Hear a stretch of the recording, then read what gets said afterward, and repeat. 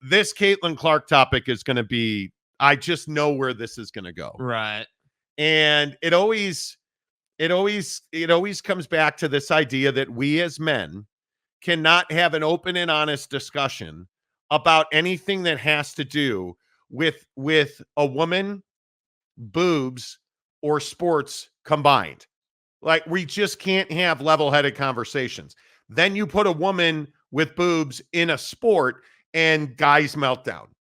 And I think that's exactly what's happening with Caitlin Clark. I don't know how you explain the fervor, the heat over a rookie basketball player who, and I know this is controversial.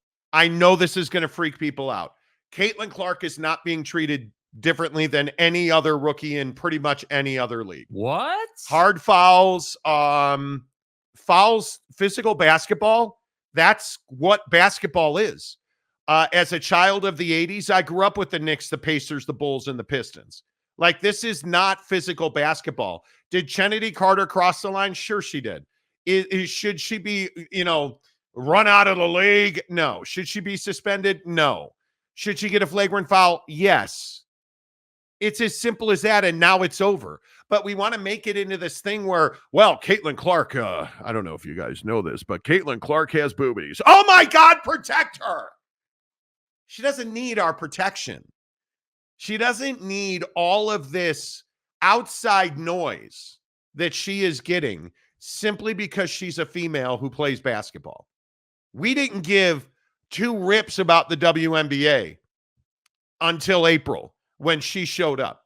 And you look at all this controversy, and I will maintain again, it's dudes who can't handle women being the headliner in sports. I truly think that's what this is. Because on the floor, Caitlin Clark is getting exactly what she has deserved and exactly what she's earned, which is zero respect. Anything she did at Iowa was at Iowa, and it has nothing to do with the WNBA. I know that's shocking, and I know that bothers people, but what Caitlin Clark did at Iowa has absolutely no bearing on what she's doing with Indiana, which is losing a lot, not being good often, not contributing, not being an elite basketball player in the WNBA. That's the reality of who Caitlin Clark is. But we can't handle that. And we want to treat her with kid gloves, and we gotta protect Caitlin Clark, and we can't have people fouling her. Foul Caitlin Clark? What? She's our girl. That's the issue. She's not our girl. She's just a player in the WNBA. And I think people really struggle normalizing somebody like Caitlin Clark. Yeah, and I don't think there's any way to measure stardom. I think Caitlin Clark's struggle, and I think, people struggle with talking about Caitlin Clark is, if you look at just the stardom and all the reaction and the media coverage, and it's like, hey, I love the assertion, we've never seen anything like this in sports. It's crazy to me. We see this all the time in sports. We see people who go crazy at the college level in their given sport and then translate to the league. And in my opinion, is she's going to be just fine in the WNBA. Yeah. It's a rookie season. She's figuring it out. She's going to be just fine. But we see this all the time where someone will go crazy at the college, like with quarterbacks all the time. Oh, he's an incredible Tim Tebow, incredible college quarterback. Might have been the best college quarterback we've ever seen by some people's standards. And then gets to the league and can't do anything. Now, the difference obviously is with Caitlin Clark is that she was such a phenomenon in the tournament. I don't know, like Jimmer Fredette was. How about the JIMMER? You ever heard of that dude who lit it up in college and couldn't do a damn thing in the NBA? We've seen this effect before. The only difference this time is that she's female and that it's the WNBA. And that's where I agree. Like, I feel like there are a lot of pundits out there and a lot of people talking about her who can't handle it because she's a female and it's the WNBA. If we just said, hey, college star is getting her ass beat at the professional level physically in a rookie season, we were like, yeah, that's kind of what it is. You're a rookie, you're a freshman. Like, That's what it is. Like, people are going to be physical with you and see how far you're willing to let it go, and you're just going to have to deal with it. And she's the best player on the other team that doesn't have a second best player. And of course, she is going to be the number one focus of opposing defenses. That's basketball. I don't think on the floor that Caitlin Clark is being treated unfairly. I don't think she's being bullied. I don't think she's being targeted. Welcome to professional sports. That's what this is. Now, you want to talk about what's going on in the media? Okay, that's quite a bit different. You want to talk about what happened with Pat McAfee yesterday? Okay, that's quite a bit different. And I don't know. I have no idea what Pat McAfee was thinking. I truly have no idea if this was just Pat McAfee riffing, if this was just Pat talking off the top of his head.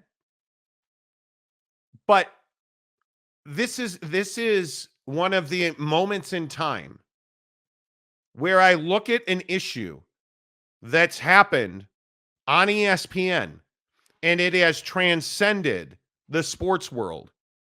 And I want you to listen to this clip and ask yourself, did Pat McAfee make a mistake here? So I think what we're trying to say is what the WNBA currently has is what we like to describe as a cash cow. There is a superstar. And we're not saying that the players on the court need to act any differently. That's the athletes are going to do what athletes are going to do in any sport. And I think we're all learning that WNBA, that's old school football, baby. Yeah, That is old school football. But I would like the media people that continue to say, this rookie class, this rookie class, this rookie class. Nah, just call it for what it is. There's one white bitch for the Indiana team who is a superstar. And is it because she stayed in Iowa, put an entire state on her back, took a program from nothing to a multiple year success story? First of all, that you cannot call, you should not call any woman that. The B word to me is unconscionable. There is no, and everybody yesterday was like, well, Monty, I got to put it in context. There's no context. Come on. It doesn't matter. If you believe that what Pat McAfee did there was okay, I'm not sure what you're thinking, because we're trying to have a conversation about a woman playing professional basketball, and what's the first thing we do? We go to a stereotype and use that word.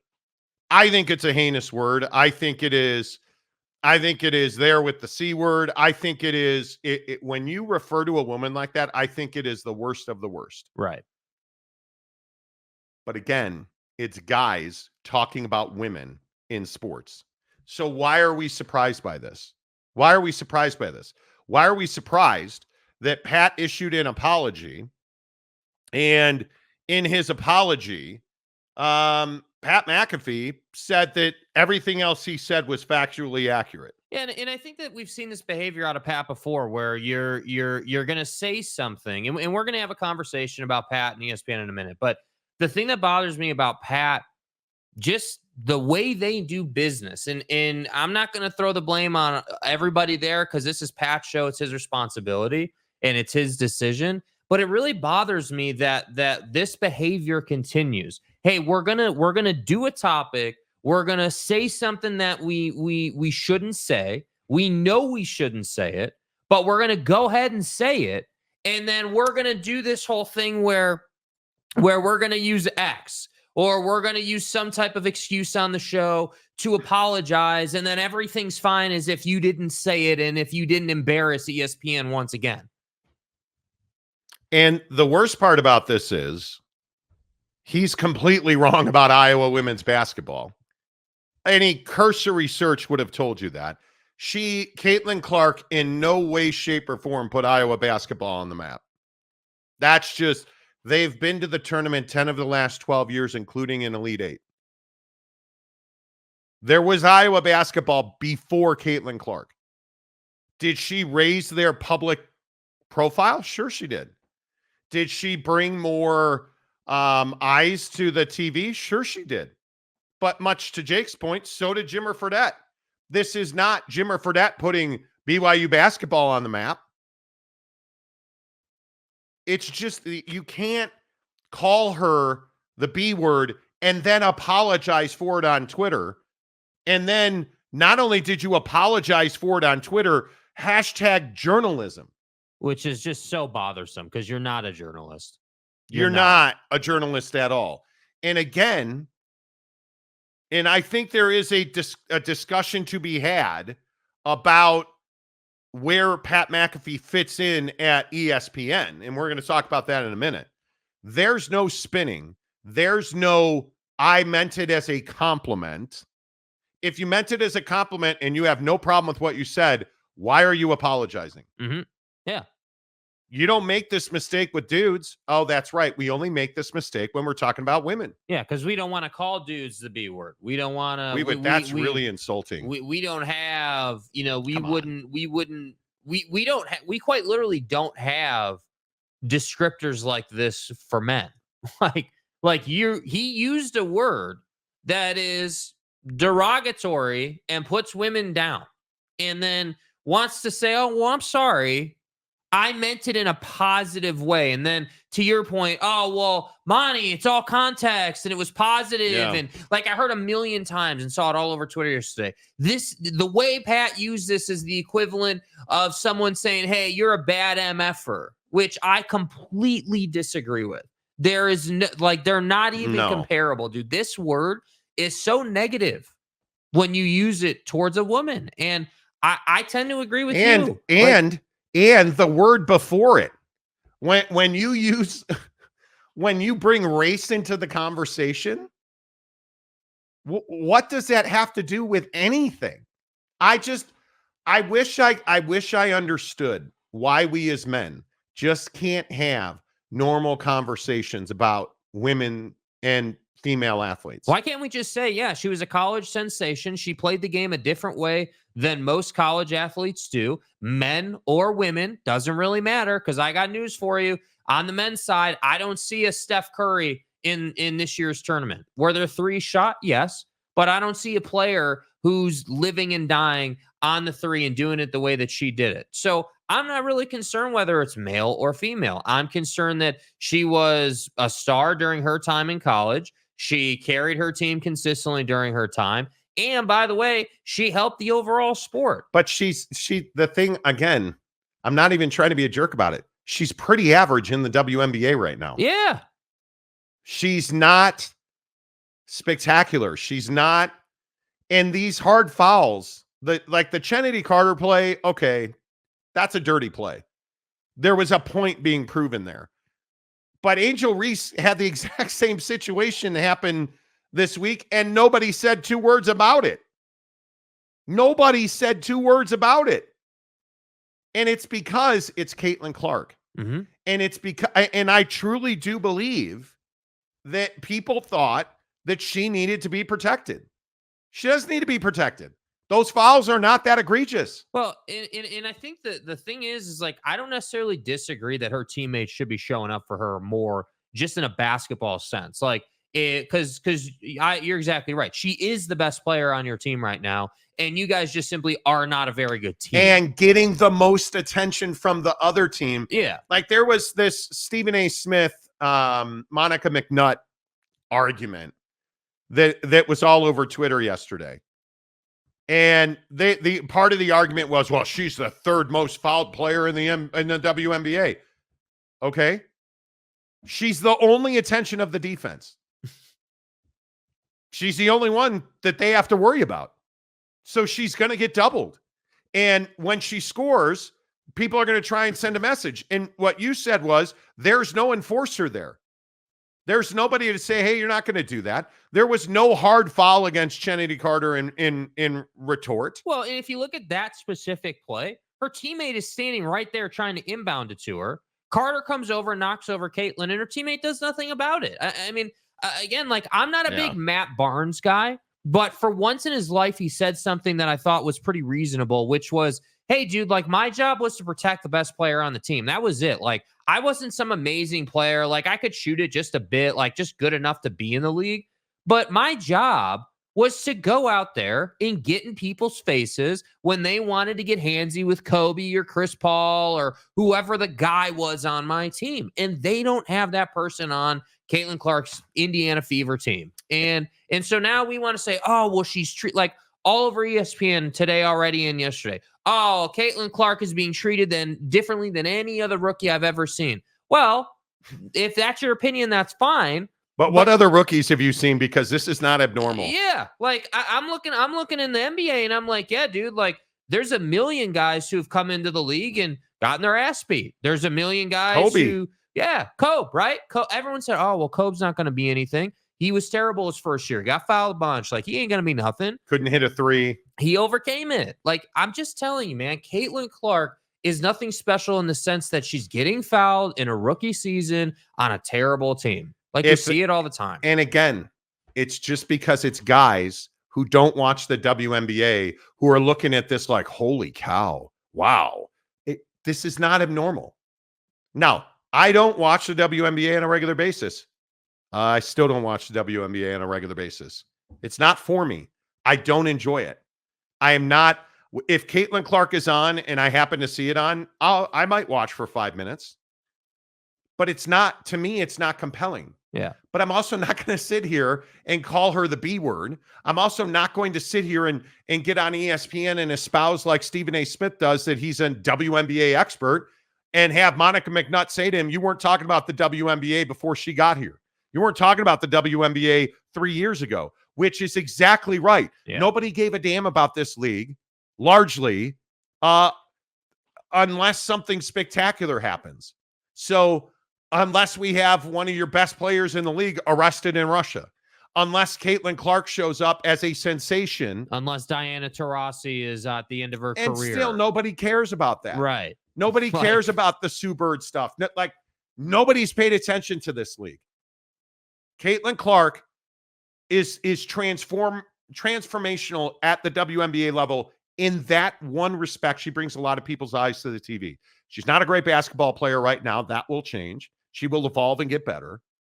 But I'm telling you, this entire Caitlin Clark debate is because she's a woman. And I do agree that some of this is because she's a white woman.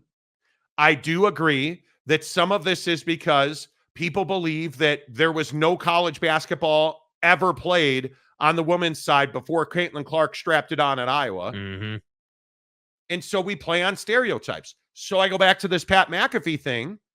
Pat McAfee has no idea about the WNBA. Well, and I think that was one of the bigger problems that he faced yesterday when he said this stuff. Like, dude, like, and I've said this about Pat's show for years, like going back a minute. Like, if he's not talking NFL, he is not credible. He does Correct. not understand dynamics. He doesn't understand the inner workings of sport. Like, he just is the bro trying to fit into the conversation. And again, this is, him doing a piece, and he takes this tack all the time on many different topics where he just wants to like positive, and he takes it too far. He tries to say something, I feel like, to get people's attention.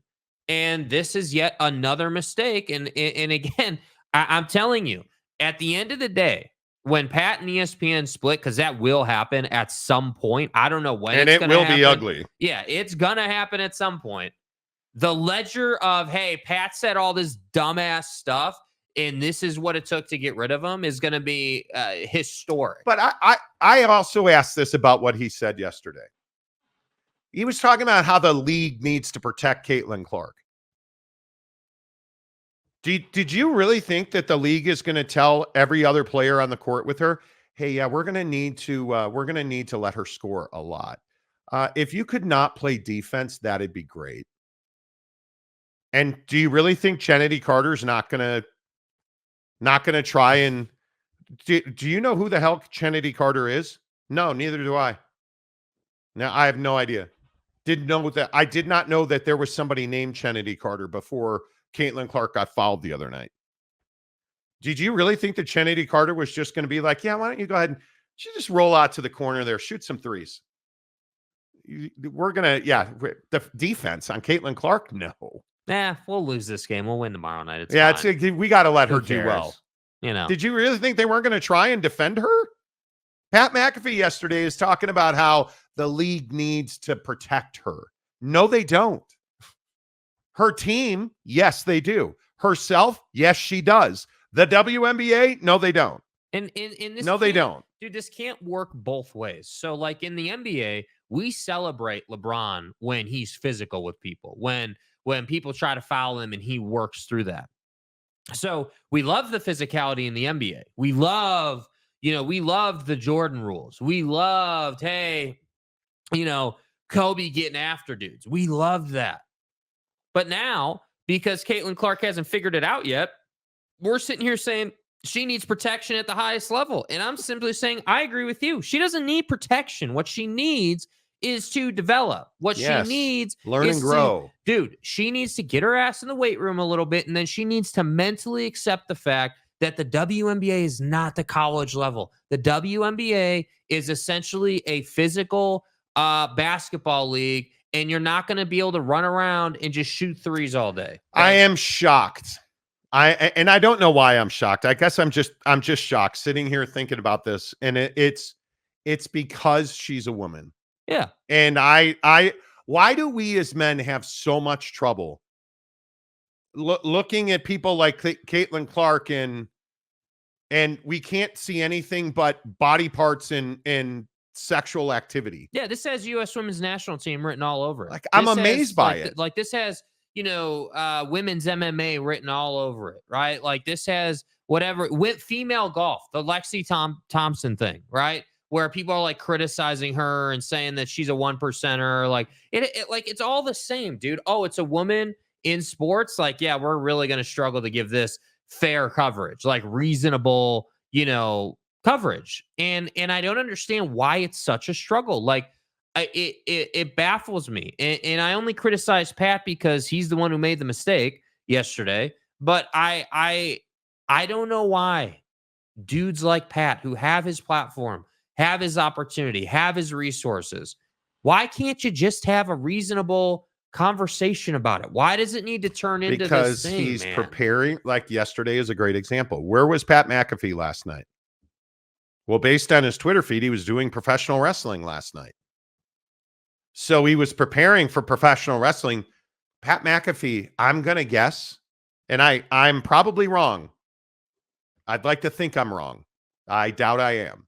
I'm going to guess that he's watched, even with Caitlin Clark, very few WNBA games. And I think the one thing I know I am correct about, Pat McAfee's just a bro who's got a huge platform, who was not prepared to talk about Caitlin Clark yesterday. Mm-hmm. And he got exposed. And we say this all the time on the show. Having worked at places like ESPN, having worked at Sporting News, having worked at Fox Sports, having been on the largest sports radio stations in this country, you do not talk off the top of your head. And I feel like that's what Pat McAfee did yesterday. But I also think that ESPN has to hold him to a higher standard. Yeah. And you can mix this into the comment section if you like. I think at some point ESPN has to take a stand on this stuff, because I think it's a really important point before I go into this. Pat McAfee does not work for ESPN. You need to understand this. Yeah. Pat McAfee is a contractor, essentially. He's a 1099 guy. They pay him a lump sum of money. He does his show.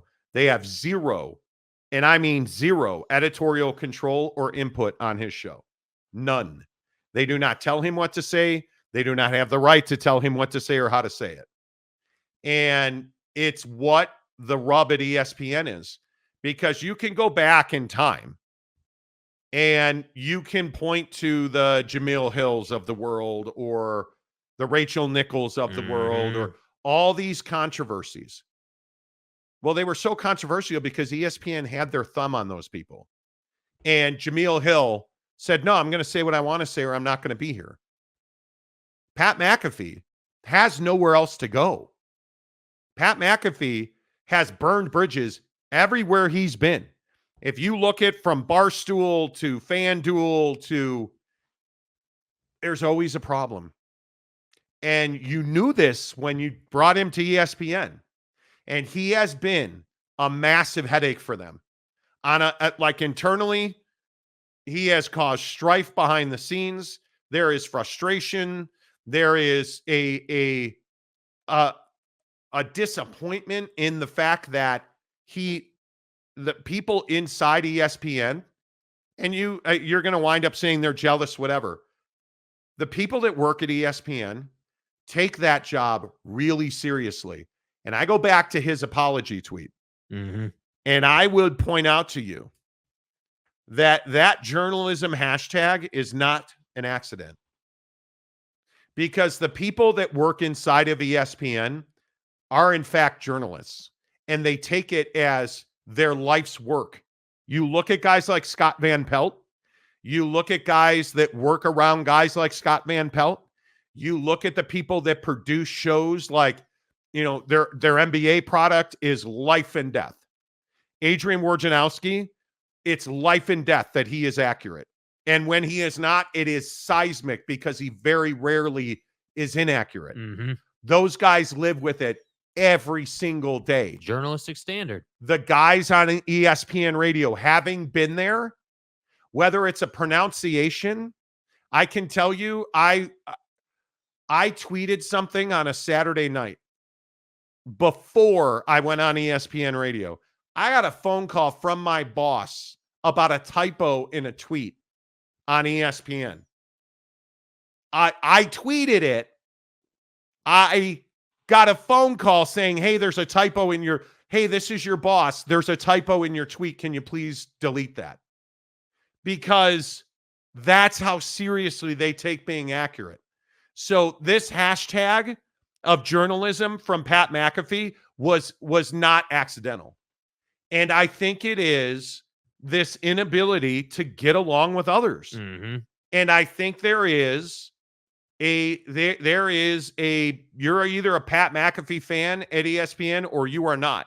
And I think most of the people inside of ESPN are not. Well, and I think it's because Pat's style is very against the grain of the ESPN way. And I think that the ESPN way is, very professional, very process oriented, and like you said, there's a very high standard, as there should be, right? Yes. You're the worldwide leader in sports. There is a standard, and you're either meeting it or you're not. And I don't care if you're in a W-2 or a 1099. If you're going to have a relationship with ESPN, there is a baseline of standards. There's a baseline of quality that you have to meet. And this is, if you were to ask someone at ESPN, a head honcho, let's say, or whatever, someone in management, I think they would say that, we may, bring in revenue on Pat's show, but I'm not so sure that they're profitable on Pat's show yet. They are not. And I think that Pat is not helping ESPN the way that I think that everybody was kind of sold that he would. And I do feel like these type of moments add up, which is why I said earlier, there will be a ledger, and there is a ledger being kept of all the dumb things and all the mistakes and all the unprofessional stuff that has been said. And unfortunately, that's the business. Like, I can tell you, like, obviously, I've been on the radio once before. Like, you can't say dumb stuff on the radio. Like, you can't, say whatever the hell you want. Like, we get asked all the time. Like, we'll get calls and, people reach out to us. Well, why do you guys curse so much on YouTube? Or like, how do you handle that? It's like, well, YouTube's not FCC regulated. The radio is. ESPN is.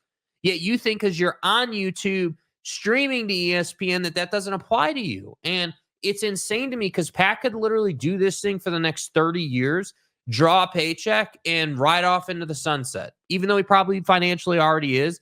My point is, you can have it really easy. It's all there for you, and you can't get out of the way. And I think at some point, and I'm sure they will, ESPN is a sales organization that does sports. At some point, they will make money on him. At some point. That point is not now. And I think that if I had to guess, at some point that relationship will end. And I think he likely just goes back to YouTube, but it's so much work. And we've talked about this as well.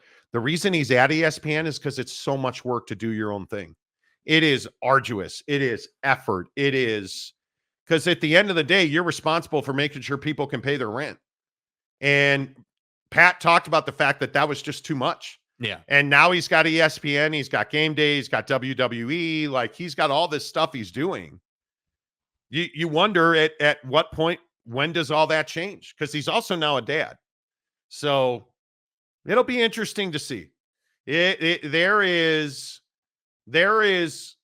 always going to be a place for Pat in sports talk, because I think he is the face of sports talk in this country. Well, Yeah. I mean, he says that about Caitlin Clark, and the world comes to an end. That was a big story yesterday. Yeah. So I don't necessarily think all press is good press, but you can't tell me that everybody and their brother is not watching, because they are. Pat McAfee has a massive audience, and he has worked hard to build that. I think it's just And there are a lot of days where Pat's show is great, where they, they put on a good product. But I don't know. I'll continue to say on Pat's show, I do think that they need to be just a little bit more, hey, like, we're gonna talk sports, and like we're gonna do it in a way that is really solid. And yes, have fun and like do what you do. Like, I'm all for that. But like, can we just not use white B to describe Caitlin Clark? Can we not roll out with ridiculous, stuff with Aaron Rodgers? Can we just avoid like the Well, it's funny you brought stuff? that up. A buddy of mine last night was texting with me about the Aaron Rodgers thing. Yeah. And he was saying that's where Pat McAfee lost him, with the Aaron Rodgers stuff, and then Pat had to apologize for that.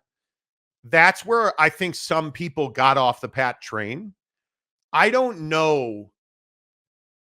From what I understand, Pat's show has not dipped in any way, shape, or form from its expected numbers.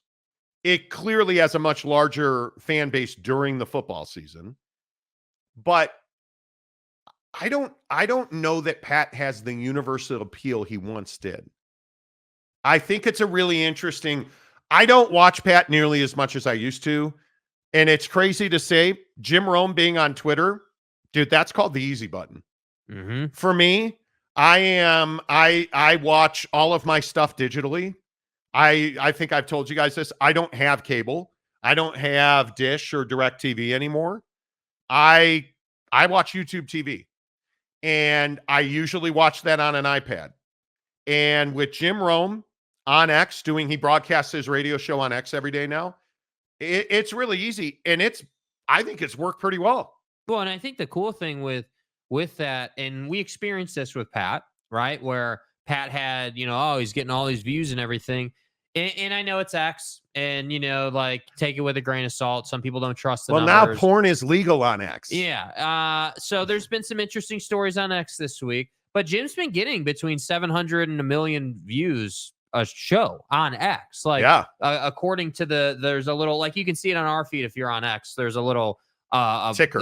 Our hundreds of viewers. Yeah, right. So, like, I just think it's really fascinating because Jim is also an acquired taste, right? He's got his own unique style that, burns people out. They got to leave, and then they come back, and they really enjoy it, and then they leave it, like, but I think that, Jim has been able to build his career by not saying things like this yesterday, right? Like, Jim talked about Caitlin Clark in a way that was professional and worked like he did. And I have to say, and obviously Jim's been doing it for a long ass time now, 30 years or whatever the hell it's been. But there's a certain professional standard with his show. Whether you agree with his style or not, you know what you can expect. You know what you're getting. Yeah. You understand. Yes. Like on Pat's show, it's different every day. It is. Like, you don't know. It's almost like, hey, what's the crazy thing that's going to get said today? What is the, outlandish, disrespectful something that's going to get said today? And that's really a shame, because shows like Pat are the future of sports talk. And that's what nobody wants to say about Pat's show. His show, while it is the now, it's also the future, right? That's why Jim went to X, right? Because Jim said, hey, CBS Sports Network's not really getting it done for me anymore. Nobody really watches it. So let's find them where they are. And all of a sudden, what do you have? You've got 1 million views, 700,000 views. Like, that's where we're headed. But there's a crazy discrepancy in responsibility of these people doing these shows. And you see it play out on stuff like Caitlin Clark every single time. Yeah.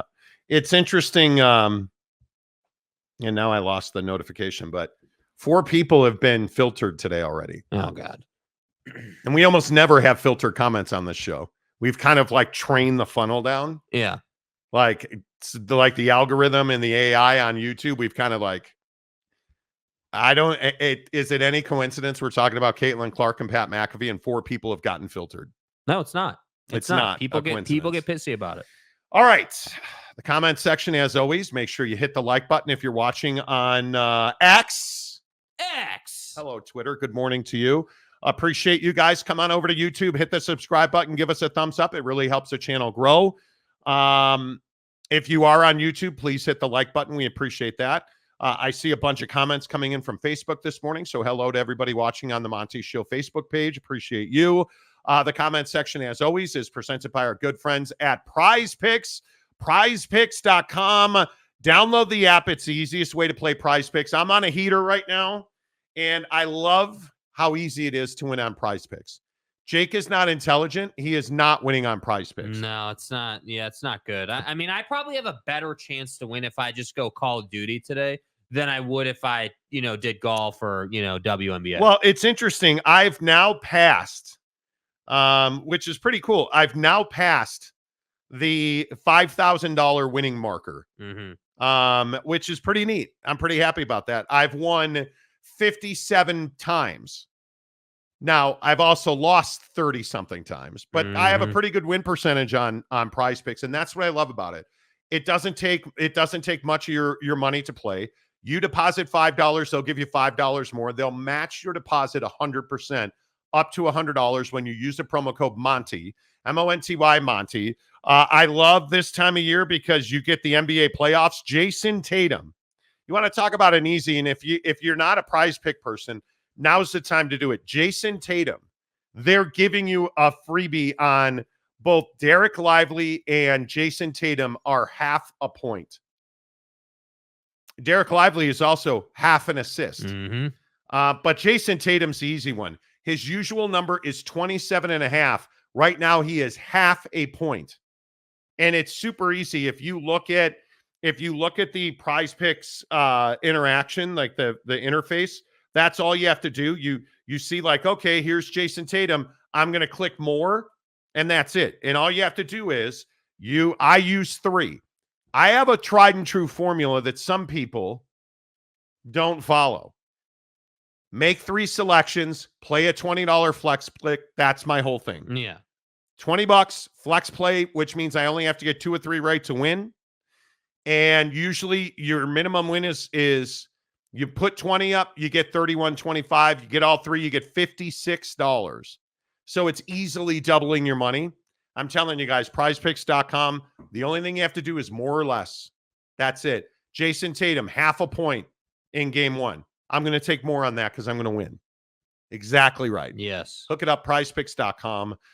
Let's get to your comments this morning, and I see a lot of you in already. Let me go way back to the top because I always like to shout out the early ones that are first in.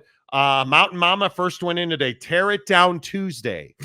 Hit the like button. Well, we've already got 4 people filtered, so I think we're well on our way. OG Gary, saw dude. Saw dude. And then the saw dude comes in and says, I'm the saw dude guy, damn it, Gary. Big Daddy Magic, who my dude is aggressive lately on social media. Like, relax. I would like to apologize to every single BYU fan. Oh, got it. I'm sorry for my behavior, and BYU women are very lovely ladies. Don't lie to me. Says the guy making ketchup packet references to women. Thanks, dude. I love you, BDM, but come on, bro. Lopes fan Gabe, good morning to you. Hello, my longtime Phoenician. Like button casual is exactly right. Let's see. It's Tuesday. If Victor had a taco named after, it would be the best taco in the business. That's pretty much self-explanatory. Hello, Matt Ritson. Hello, Aaron Wilson. Hello, Stepanik. Hope you're doing well. Dakota Tubbs Tubinsky. Don't assume my problems, Monty. I won't. My bad. My bad. Who cares about the WNBA, though? It feels forced. Okay. Are we getting the WNBA thrown down our gullies at this point? I mean, I think that ESPN's always here for a good story. That's their job. So yeah, I mean, I think on some level, you also have to understand ESPN obviously has, the WNBA on their network. So yeah, I think ESPN's going to cover the hell out of this. I also think that again, the WNBA is of course a female sport. And for that reason, when there's something to talk about, there's going to be a lot more vitriol in it. Yep. At a very slow time of year. Jeremiah Champion retorts with, maybe for you, I'm currently trying to find a WNBA team to follow. So, and I think we've seen a lot of that. I think I have seen more guys engage with the WNBA than at any time in the past. I mean, it's huge on Prize Picks. I'll tell you that. It is. Yeah. It's growing in prominence. And I think it's a nice filler in between the 3 weeks off between every NBA Finals game that we're going to get. Right? Good Lord. And the Stanley Cup final. Well, yeah. I mean, that's such a long plane flight. Can we stop making a big deal about how far Edmonton is from Florida? Like, it's a plane flight. Take a nap. You were enthralled by that. Yeah, I mean, I think it matters. I think if you have a hour plane flight, that's different than 5 hours or whatever it is. Aaron Wilson says, I start my mail academy today. MAIL. Are you going to be a mailman? That's awesome. Way to go, dude. Aaron is going postal today. He said it, folks. Relax. Relax. Kay Sumbry, hello. Mr. Preston, hello. Hello. How are you, sir? Steve Stepanek says, clean your lawn clippings off the road for motorcycles. Okay. Okay, another guy that's just been a little aggressive lately. Noel Ramirez, I'm convinced Clark will be the cause of World War III. You joke, but it feels like she is. It feels like Caitlin Clark is a lightning rod. There's no other way to say it. Jeremiah Champion, they changed the name from Twitter to X, then actually started allowing porn. Yeah, they did. Did you guys see that the board of directors at Tesla is going to vote to remove Elon Musk this week? Tomorrow, I believe it is. I'm very curious to see if he survives. UW fan Jim Romadunze, hello. The Monty Show is the future. Hit the like button. Well, we've talked about this with the Pat McAfees of the world and the Jim Romes. Like, this show won't go on forever, right? Like we were talking about this yesterday. We were trying to plan a golf getaway. It's like, well, yeah, we can't take a week off here because we have the show. And this show would be so much simpler if we didn't have the advertisers we have. But how do you do a show like this without community partnerships with the advocates, let's say? So it's this double-edged sword. It is, I'm telling you, I'm not crying poor or, oh, poor me. I'm not at all. But it's not easy to get up every day at 4 o'clock. It's a pain in the ass. I got up today at 4 o'clock and I was like, God damn, I've been asleep for 15 minutes. Yeah, man. Like it's not the easiest thing in the world. And I also think that, again, like the difference between shows like ours and shows like Pat's or Jim's or, other shows out there that we all know and love that have been around forever is that they've been around forever and they have huge platforms. And Pat has always has built his platform on being a firecracker. And well, that's true. I just think that Pat, it's an unrealistic ask. It's an how bad is what ask. He said? Oh, I think it's pretty bad. It's not bad on the level of a racial slur or no, certainly not. It's not like the worst of the worst, but I do think that it crossed the line, and I do think that it obviously, like his apology tweet, and this is how I've always felt about Pat's apologies. He does half-ass apologies. I don't feel like he's actually sorry. Like my intention was saying it were complimentary, just like the entire segment. But a lot of folks are saying that it certainly wasn't at all. So it's not that you realize what you said was a derogatory term. It's some people took it the wrong way. Yeah, you're getting heat and push down, so you had to issue an apology. We get it, Pat. That's 100% on me, and for that I apologize. I've sent an apology to Caitlin as well. Cool. We're checking boxes.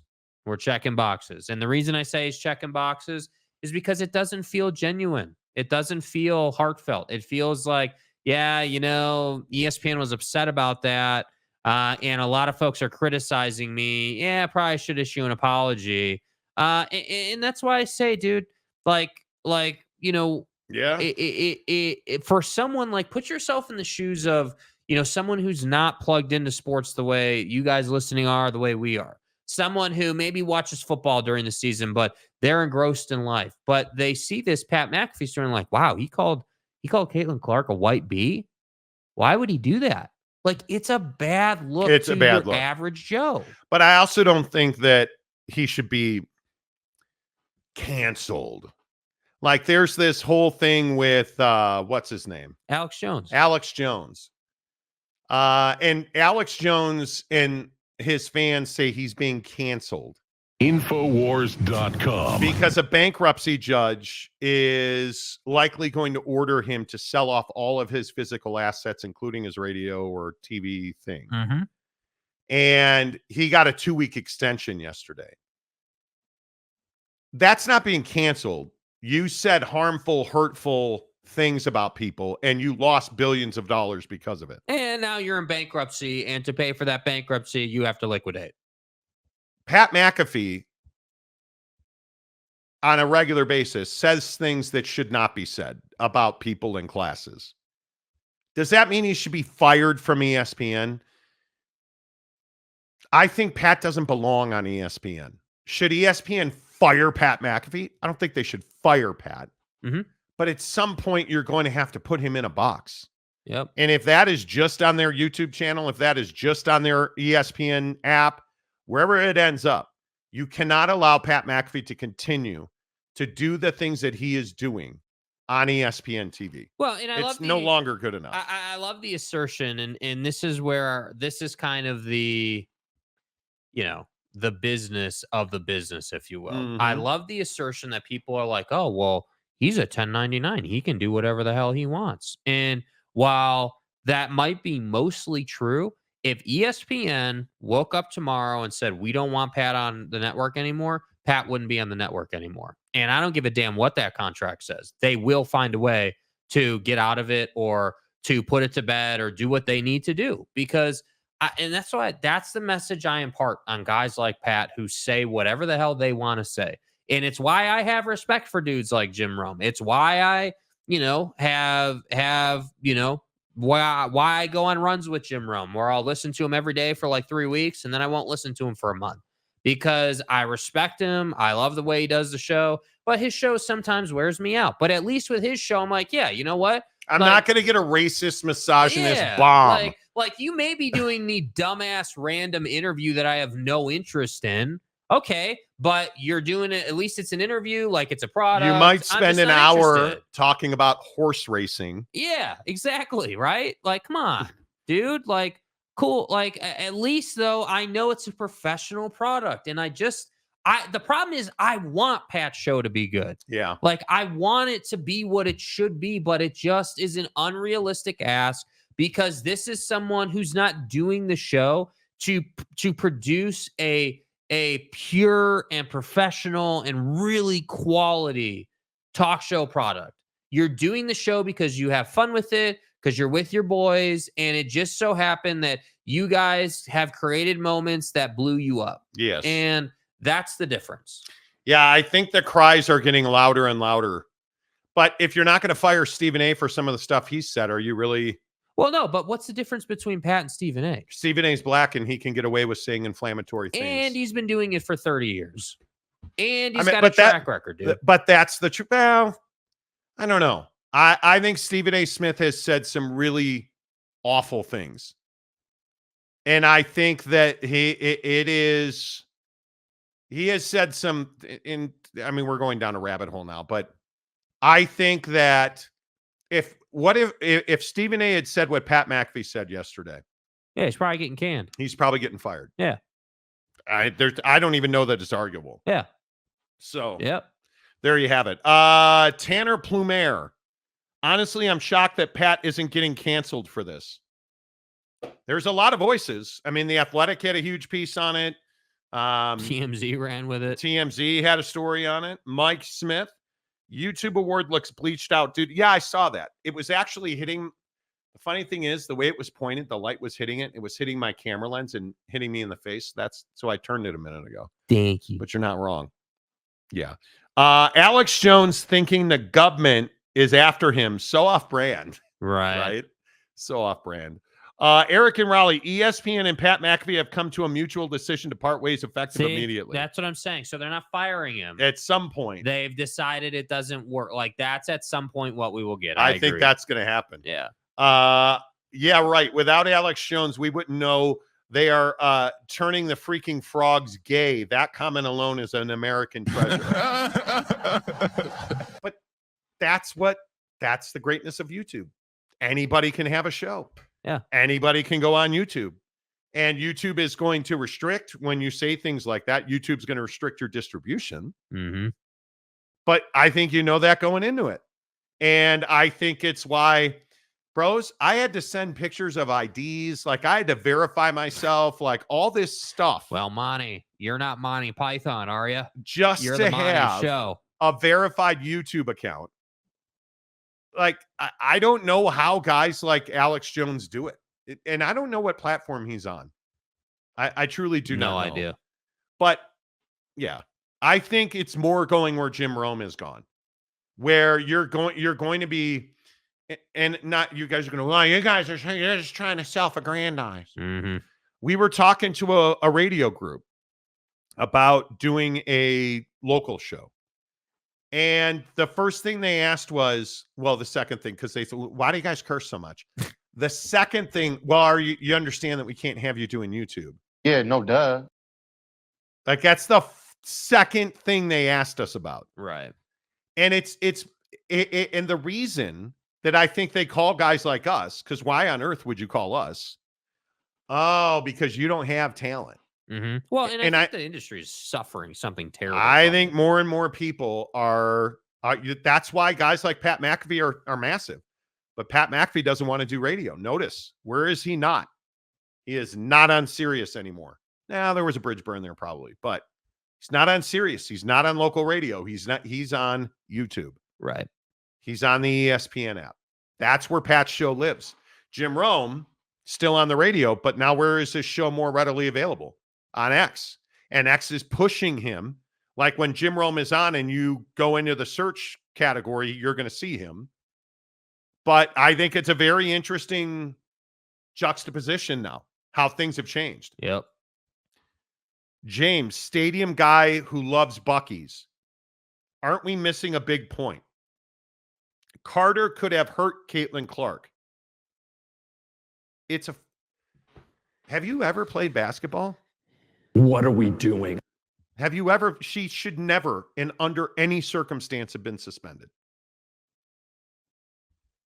Sorry to disappoint you. Yeah, Caitlin Clark was not in danger on that play. Like, if she wanted to hurt her, that's not how she would have done it. yeah, you'd have caught her in midair if you wanted to hurt her. You'd have pushed her from the back. You'd have gotten in her landing zone on a 3-pointer. Yeah. There are subtle ways to hurt people. Trust me. She was not trying to hurt her. That was nothing more than trying to prove a point to say, yeah, we're going to beat you up tonight. We're sending a message. And we're not scared to let the world know we're doing that. Because you guys aren't going to defend her. Like, and again, I still think that's the bigger point in this whole thing, dude. Like, if the Carter play happened and then her teammates went and dropped Carter, we would have been saying, damn. And we wouldn't have seen other hard fouls. We would have been like, bro, like, Caitlin Clark has that team. They're tight. She's doing what she needs to do, and her teammates are there for her. This is awesome. But understand, Caitlin Clark has to do this. She does not have an equal on her roster. She doesn't have a 50% on her roster. Having watched some of their games, she's clearly their best player. Yeah. Clearly. Look at the hard screen she took the other night, where she left the game, scored 2 points or 3 points, I think it was. Basketball play. Hard screen. You know what else is a basketball play?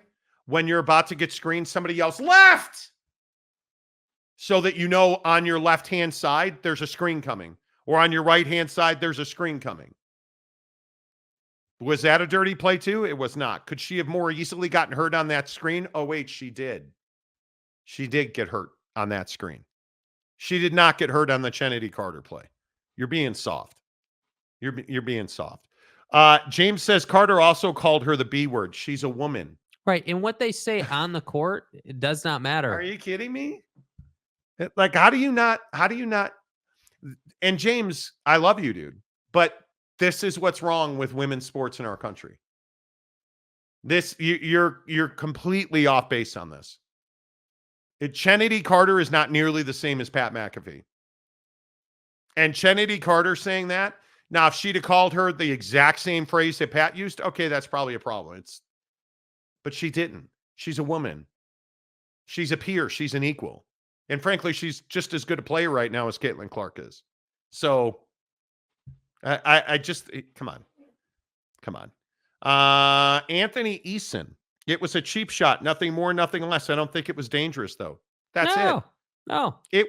She was sending a message. It's exactly what it was meant to be. Yeah, and it worked. Caitlin Clark deserves a better class of bully, and I'm going to give it to her. And did you know who Kennedy Carter was before that foul? Hell no. Neither did I. Hell no. Right? And yeah. And so I don't know. I think it was Fox Sports. Somebody, you want to know where we are with the WNBA in this country? Does anybody know the name of the Chicago WNBA team? It is the Chicago Sky. Does anybody know the name of the Connecticut team? It is the Connecticut Sun.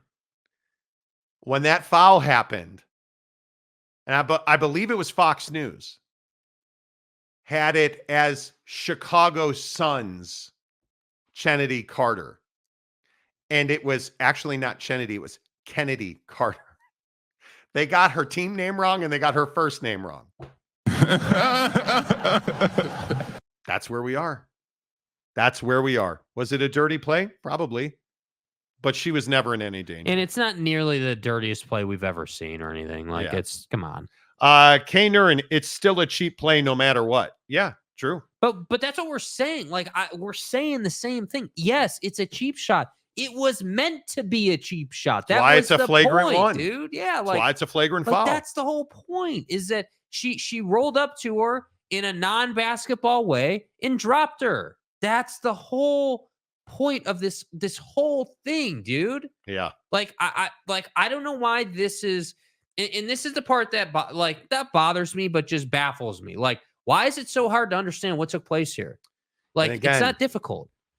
Caitlin Clark in the WNBA amongst her peers is a nobody. She is an average ass player. And I'll continue to say Kennedy Carter is a more productive player right now. But Kennedy Carter is also not getting the 100% attention of the opponent's team. And I don't think it's any coincidence that Angel Reese is a teammate of Kennedy Carter, because Angel Reese doesn't give a damn about Caitlin Clark and still lives in her shadow. Did anybody see the hard foul on Angel Reese the other night? No, you didn't. It happened. Nobody's up in arms about that. This is the great Caitlin Clark. She's getting too much attention for having done absolutely nothing in this league. Yeah. Absolutely nothing yet. Boston Mapes. Carter has a history of being an enforcer hockey goon with previous teams. It was slightly dirty play, but that was her job. Facts. Yeah. Thank you. And I just don't have a problem with it. Carter is not on Clark's level. I would look at the statistics, because I think she is. Statistically, impactfully speaking, who's had more impact in this league, Caitlin Clark or Kennedy Carter? Well, based on our current situation and where we are on June 4th, I'm going to go ahead and say Kennedy Carter. Yeah, and I think Carter saw an opportunity as well, by the way. Yes, she did. Yes, she did. Nobody knew her before the outside of this league. The only reason you know Caitlin Clark is because of what she did in college. which again, Pat McAfee, I know you're disappointed. She did not put Iowa women's basketball on the map. Yeah, another just egregious mistake by Pat. Pat said yesterday that she put Iowa basketball on the map. She did not.